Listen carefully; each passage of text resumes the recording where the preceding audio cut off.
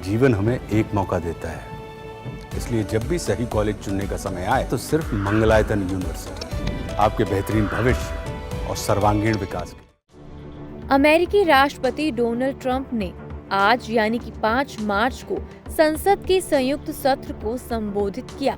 इस दौरान उन्होंने रूस यूक्रेन युद्ध, टैरिफ वॉर सहित कई मुद्दों का जिक्र किया।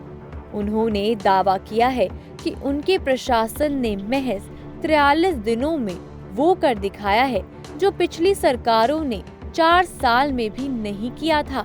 राष्ट्रपति ट्रंप ने इस संबोधन को the renewal of the American dream नाम दिया है।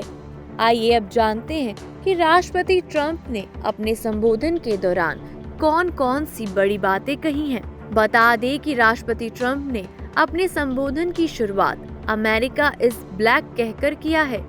राष्ट्रपति ट्रंप ने कहा कि अमेरिका मोमेंटम वापस आ गया है, हमारी रूह वापस आ गई है, हमारा गौरव वापस आ गया है, हमारा विश्वास लौट आया है। अब अमेरिका के लोग अपने सभी सपनों को पूरा कर पाएंगे।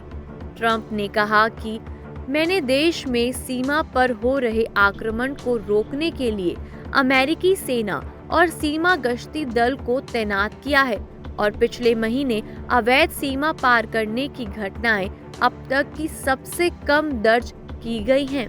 अपने संबोधन के दौरान राष्ट्रपति ट्रंप ने भारत का भी जिक्र किया है। उन्होंने कहा कि भारत हम पर 100% टैरिफ लगाता है।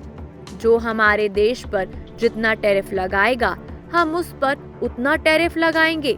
अमेरिकी राष्ट्रपति डोनाल्ड ट्रंप ने कहा, हमारा मानना है कि चाहे आप डॉक्टर हो, अकाउंटेंट हो, वकील हो या एयर ट्रैफिक कंट्रोलर हो, आपको कौशल और योग्यता के आधार पर नियुक्त किया जाना चाहिए, ना कि नस्ल या लिंग के आधार पर। सुप्रीम कोर्ट ने एक साहसी और बहुत शक्तिशाली निर्णय में हमें ऐसा करने की अनुमति दी है। बता दें कि ट्रंप ने आगे ये भी कहा कि हमने अपने पब्लिक स्कूलों से क्रिटिकल रेस थ्योरी का जहर निकाल दिया है। मैंने एक आदेश पर हस्ताक्षर किए हैं जिससे ये अमेरिकी सरकार की आधिकारिक नीति बन गई है कि केवल 2 लिंग हैं, पुरुष और महिला। ट्रंप ने आगे ये कहा कि मैंने जलवायु परिवर्तन घोटाला, पेरिस जलवायु समझौता, भ्रष्ट विश्व स्वास्थ्य संगठन को समाप्त कर दिया है, UNHRC को वापस ले लिया है, पिछले प्रशासनिक EV अधिदेश को समाप्त कर दिया है। ट्रंप ने आगे कहा कि अंडों की कीमतें बेकाबू हो गई हैं और मैं वादा करता हूं कि अमेरिका को फिर से सस्ता बनाऊंगा। मेरी सबसे बड़ी प्राथमिकताओं में हमारी अर्थव्यवस्था को बचाना और कामकाजी परिवारों को राहत प्रदान करना है।